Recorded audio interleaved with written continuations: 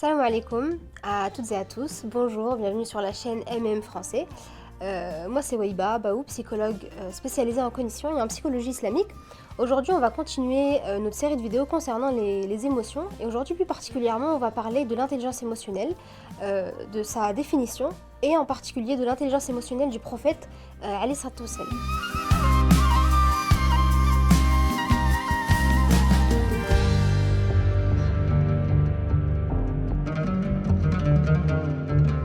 On va commencer par la définition de l'intelligence émotionnelle telle qu'elle est définie aujourd'hui. Donc l'intelligence émotionnelle, c'est quoi? C'est la capacité d'une personne à identifier ses émotions, à les reconnaître, à les accepter, à les comprendre, à les exprimer aussi et à les réguler. Et c'est toutes ces notions finalement qui tournent autour d'intelligence émotionnelle, c'est pour nous, mais c'est également pour les autres. Donc les reconnaître en nous-mêmes, les accepter en nous-mêmes, mais également pour les personnes qui nous entourent. Donc pourquoi on dit que l'intelligence émotionnelle et sociale également, parce qu'elle inclut l'autre dans nos interactions, pourquoi elle fait partie de l'intellect? Parce qu'en fait elle permet de nous gérer nous-mêmes au quotidien face à différentes situations qu'on peut rencontrer, des situations de colère, des situations de tristesse, etc. Mais elle permet également de nous aider à nous guider dans les relations avec l'autre et de réagir de façon appropriée face à différentes situations. Des situations qui peuvent concerner que nous-mêmes, mais qui peuvent également concerner l'autre. Les relations saines avec les autres, elles exigent une grande capacité de compréhension émotionnelle. Et pour qu'il y ait cette capacité de compréhension émotionnelle, il faut également une grande quantité d'investissement émotionnel. Donc c'est un travail à faire. L'intelligence émotionnelle, c'est pas quelque chose qui est, on va dire, inné, c'est quelque chose qui se travaille. Et si on veut cultiver justement des relations saines et bénéfiques avec les autres, c'est quelque chose qu'il faut travailler. L'expression des émotions également, ça permet de communiquer sur ses besoins. C'est pour ça qu'on dit que ça fait partie de l'intelligence émotionnelle et sociale, parce qu'elle permet d'exprimer ses besoins à l'autre, mais elle nous permet également nous-mêmes de reconnaître les besoins et de comprendre les besoins de l'autre. Et également de les gérer, de gérer ses propres besoins et également celles des autres. Ce qu'on appelle également de manière générale, on verra ça plus tard, mais l'empathie. La réalité psychique, elle a été également évoquée dans le Coran, la réalité psychique concernant les émotions. Donc dans la sourate l'étoile, sourate 53, verset 43, il y a un verset qui nous dit « Et c'est lui qui fait rire et qui fait pleurer ». En parlant donc Allah Azza wa Jal. Dans le décret divin, c'est Allah Azza wa Jal qui décide quand est-ce qu'on pleure et quand est-ce qu'on rit. Et finalement, le fait de rire et pleurer, c'est une expression, l'expression des émotions à partir de certaines situations qui peuvent être justement joyeuses ou malheureuses. L'important, c'est quoi? L'important, c'est de réguler ses émotions. Donc de les exprimer, comme on le dit, comme on le voit dans le Coran, on exprime ses émotions, mais le plus important justement c'est de pouvoir les réguler. Et en fait cette intelligence émotionnelle d'une perspective islamique c'est quoi? Ajoute une petite notion à cette définition qu'on a vue juste avant qui est une définition contemporaine, c'est que elle permet de construire et maintenir notre relation avec Allah Azza wa Jal. Dans le sens où peu importe qu'on soit dans une épreuve, qu'elle soit positive ou négative, parce qu'il y a des épreuves qui sont dans le bonheur, il y a des épreuves qui sont justement positives, mais qui sont quand même des épreuves. Donc que ce soit des émotions négatives ou positives, à partir ou à travers des situations justement qui sont positives ou négatives, on accepte le décret divin et on essaye justement d'avoir un comportement qui ne déplaît pas à Allah Azza wa Jal. Donc dans une situation de tristesse, je donne un exemple, à crier, hurler, etc. Pareil dans la joie, donc toujours avoir un comportement, une marche à suivre qui correspond aux préceptes islamiques. Donc à quoi ça sert finalement de savoir reconnaître, accepter, gérer ses émotions?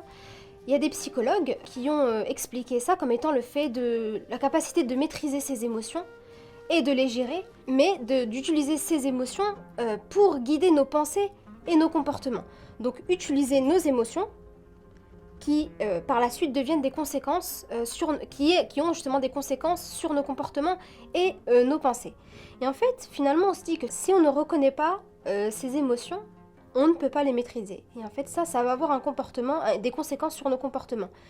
Et la première chose à faire, justement, pour pouvoir avoir cette maîtrise de soi à travers une maîtrise de soi émotionnelle, c'est de conscientiser ces émotions. Le fait de les conscientiser, on va les ressentir, on va les reconnaître et ça va permettre d'avoir des comportements finalement adéquats. Il y a deux différentes manières de réagir en fonction de ces émotions, d'utiliser finalement cette intelligence émotionnelle, d'après les psychologues que je viens de vous évoquer. Il y a ceux qui ont conscience d'eux-mêmes et il y a ceux qui se laissent submerger par leurs émotions. Alors qu'est-ce que c'est que avoir cette conscience de soi? La conscience de soi, c'est être conscient de son humeur du moment et des pensées qui en découlent. Donc ça veut dire que on est conscient de ses états intérieurs, on sait ce qui se passe en nous. Donc je vais donner un exemple tout simple. On est en train de conduire, une personne vient nous griller la priorité, donc voilà, il y a un accident, donc nous on n'est pas en tort. Sauf que sur le coup on est énervé. Pourquoi? Parce que je sais pas, je dois partir dans 2 jours en vacances, donc du coup ce qui fait que j'ai plus de voiture, etc. Donc je commence à m'énerver. La personne peut-être en face, elle aussi, même si elle est en tort, ça se peut qu'elle s'énerve. Donc là, la première chose, c'est que j'ai conscience que je suis énervée. Donc ce que je vais faire, c'est que je vais essayer de me calmer, je vais rester dans la voiture en attendant éventuellement la police ou bon, peu importe, que la personne se calme. Et la deuxième chose qui est importante, c'est que je suis conscient que je suis en colère et je suis conscient que cette colère peut m'emporter vers des comportements violents, éventuellement, qui peuvent être négatifs, donc les conséquences, elles vont être négatives. Donc c'est très important justement d'avoir connaissance de son émotion, de l'accepter, de la ressentir, c'est tout à fait normal d'être en colère, mais en amont, d'essayer de la contrôler, de la maîtriser, mais pas de la réprimer. C'est-à-dire, on est en colère, on a le droit d'être en colère, on va dans la voiture et on attend. Donc ça, c'est très important, justement, mais ça marche pour toutes les émotions. Là, je donnais l'exemple de la colère, mais ça marche pour toutes les émotions. Donc là, on va passer à une partie qui est très très intéressante et très passionnante. C'est concernant le prophète, alayhi salatu wassalam, et son intelligence émotionnelle. Donc quel meilleur exemple pour parler de l'intelligence émotionnelle que le prophète sallallahu alayhi wa sallam, qui est le meilleur être humain que la terre ait pu porter. On va commencer par un exemple qui explique vraiment bien l'enseignement à tirer du prophète sallallahu alayhi wa sallam dans le cas où justement il utilise cette intelligence émotionnelle. C'était lorsque son fils Ibrahim alayhi salam est décédé. Et il y avait les compagnons du prophète, sallallahu alayhi wa sallam, qui étaient autour de lui, et ils voyaient des larmes couler sur son visage. Et ils lui ont posé justement une question sur ses larmes. Et le prophète, sallallahu alayhi wa sallam, il leur a répondu: l'œil pleure, le cœur s'attriste, mais nous ne disons que ce qui satisfait notre Seigneur. Nous sommes certes tristes de te quitter, ô Ibrahim. Donc si on revient à la définition précédente sur l'intelligence émotionnelle, on a vu que c'était la capacité à identifier, reconnaître, exprimer, réguler ses émotions. Et là, on voit que le prophète, sallallahu alayhi wa sallam, c'est exactement ce qu'il a fait. Première chose, il a identifié son émotion. Il a dit, le cœur s'attriste. Deuxième chose, il a exprimé son émotion. L'œil pleure. Donc il a exprimé sa tristesse à travers des larmes. Ensuite, ça a permis également d'avertir, on l'a vu dans la première vidéo, que l'émotion permet d'avertir les autres sur son état. Donc justement, là, les compagnons ont vu sa tristesse. Donc ils ont fait preuve d'empathie, ils peuvent, au besoin, s'il a besoin d'eux, voilà, il sait qu'il peut compter sur eux. Et une des choses qui est extrêmement importante, c'est qu'il a dit, nous ne disons que ce qui satisfait notre Seigneur. C'est que ce qui est important dans l'intelligence émotionnelle d'une perspective islamique, c'est que on a un cadre qui est bien précis dans la marche à suivre concernant l'expression des émotions. Il s'est pas mis, par exemple, à crier ou hurler, même si c'est très douloureux. Bien évidemment, c'est pas un jugement pour les gens qui le font s'il perd un enfant, mais il a eu un comportement quand même qui était relativement calme. Et en fait, c'est un exemple pour nous, justement. On doit essayer de tendre vers cet exemple. Et en fait, il y a un cadre. C'est que ce soit dans la tristesse ou dans la joie, donc dans les situations malheureuses ou heureuses, on doit essayer de garder un comportement qui ne déplaît pas à Allah Azza wa Jal. Pour pouvoir faire passer le message, il a dû faire preuve d'intelligence émotionnelle avec les gens de son entourage, les gens qui l'entourent, les gens qui côtoyaient au quotidien. Et on va voir son comportement et ses interactions d'un point de vue personnel et familial. Par exemple, il était capable de reconnaître les états intérieurs, les états d'âme, entre guillemets, de Aïcha radiallahu anha. Il savait quand elle était heureuse et il savait quand elle était malheureuse. D'ailleurs, il y a un verset, donc la Surat 9, le repentir, verset 128, qui nous dit: un messager issu de vous est certes venu à vous. Votre infortune lui est pénible. Il est attentionné à votre égard et envers ceux qui mettent en œuvre le dépôt confié. Il est bienveillant et très rayonnant d'amour. Il avait donc une capacité à comprendre l'autre et il faisait preuve de grande empathie. Donc on se doit justement de s'inspirer de son comportement. Et c'était quelqu'un qui est doux, qui n'était pas dur. Donc pour faire passer un message, pour pouvoir communiquer avec les autres, il faut justement user de communication, mais pas simplement juste parler, mais faire preuve de communication émotionnelle. Utiliser son intelligence émotionnelle justement pour se faire comprendre et pour comprendre les autres. C'est comme ça qu'on va avoir des interactions qui sont bénéfiques et positives. On va pouvoir en tirer des bénéfices finalement et des enseignements lorsqu'on communique avec les autres. Et c'est en comprenant les autres aussi qu'on peut les aider. Donc quand on vit avec des personnes dans la vie quotidienne qui sont des gens de notre famille ou des amis, etc., c'est important d'essayer de comprendre quand ils sont mal et de se mettre à leur place et de leur montrer justement qu'on est là pour eux. Hussein ibn Ali radiallahu anhu, donc le petit-fils du prophète alayhi salatu wassalam, il a demandé à son père, donc à Ali radiallahu anhu, concernant les rassemblements de son grand-père, donc le prophète sallallahu alayhi wa sallam. Et il lui a dit, donc Ali radiallahu anhu lui a dit, le messager d'Allah ne se levait pas ou ne s'asseyait pas sauf avec le souvenir d'Allah. Quand il se rendait chez un peuple, il s'asseyait partout où il y avait de la place et ordonnait aux autres de faire de même.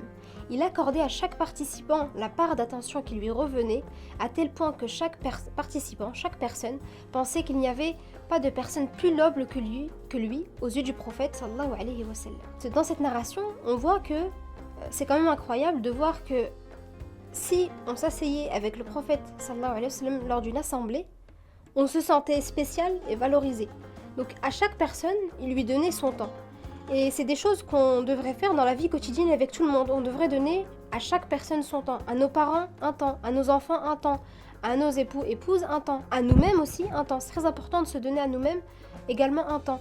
Mais on voit que là, à aucun moment, il a pris quelqu'un de haut ou alors il a donné cette impression-là. Non, chaque personne qui le rencontrait justement se sentait valorisé et se sentait comme étant une personne spéciale. Le prophète sallallahu alayhi wa sallam, c'est un exemple pour nous. Tous ces actes, on peut en tirer des bénéfices et ça nous permet de nous élever spirituellement. Donc l'une des choses que l'on vient de voir, c'est que l'intelligence émotionnelle, c'est quelque chose qui peut nous aider à nous élever spirituellement. Et tout ce qu'il faisait, c'était pas du superflu. C'est-à-dire que le prophète sallallahu alayhi wa sallam, il est venu donc pour nous éduquer et qu'il nous a montré que l'islam finalement c'est une manière de vivre, que c'est un art de vivre, une manière de penser également, et que toutes les choses qu'il faisait, c'était pas du superflu. Ça nous permet de nous élever spirituellement. Donc comme pour l'intelligence émotionnelle, tout est relié finalement. C'est pas la religion d'un côté, les émotions d'un côté. En fait, dans la spiritualité, il n'y a pas forcément de cases. On est musulman à plein temps. Donc on est musulman quand on fait la prière, on est musulman quand on parle avec ses parents, quand on parle avec ses collègues. Donc il faut toujours essayer d'intégrer cette notion de spiritualité, de religiosité dans toutes les sphères de notre vie. Et pas seulement justement, comme je le disais avant, dans certaines règles et pratiques et mettre ça un petit peu dans des cases. Et c'est d'ailleurs grâce à cette intelligence émotionnelle que le message est parvenu et qu'on en parle encore aujourd'hui. S'il avait été dur, le message il serait pas passé, on n'aurait pas été réceptif au message de l'islam et on n'aurait pas essayé de le comprendre. Et en fait, c'est pour ça que toutes les choses qu'il disait, il les faisait en action, pour qu'on puisse justement s'inspirer de lui et que ce soit un exemple pour nous éternellement. C'est important de consulter, il ne faut pas hésiter à consulter lorsqu'il y a des problèmes à gérer certaines réactions émotionnelles, à gérer certaines émotions qui peuvent nous porter préjudice dans la vie quotidienne. Donc par exemple, quand avec les enfants ça va plus, quand avec l'époux, l'épouse ça va plus aussi, c'est important d'engager des thérapies personnelles, individuelles, des thérapies familiales, etc. Et la gestion des émotions, elle peut être mauvaise dans deux sens. Ça peut être une mauvaise gestion des émotions parce que c'est une durée prolongée de l'émotion sur le temps et qui est intense, mais également une mauvaise gestion des émotions dans le sens où l'émotion va être réprimée, elle va être niée. Donc ça, c'est deux problématiques qu'on verra dans une autre vidéo, Inch'Allah, c'est la prochaine vidéo d'ailleurs. Ça sera sur la mauvaise gestion des émotions. Et je vais terminer sur un verset du Coran qui concerne le juste milieu. On est justement la communauté du juste milieu, donc on se doit de justement ne pas être dans l'expression prolongée et intense des émotions, et on ne doit pas être non plus dans la réprime. Et justement, le fait qu'il y a un déséquilibre émotionnel, comme je l'ai dit juste avant et je l'ai souligné, ça va créer un déséquilibre également spirituel, au niveau de la foi. Et pour terminer sur le verset donc de Surat al-Baqarah, verset 143, qui dit « Et c'est ainsi que nous avons constitué en une matrice médiane, afin que vous soyez témoins à l'égard des humains, que le messager soit témoin à votre égard. » Donc, pour conclure cette vidéo en un seul mot, c'est essayer de garder le juste équilibre dans cette intelligence émotionnelle. Merci d'avoir écouté cette vidéo avec nous. N'oubliez pas de vous abonner à la chaîne AMM Français, de liker et n'hésitez pas à poser toutes vos questions et à également donner vos idées en commentaire. Salam alaikum, à bientôt pour la prochaine vidéo.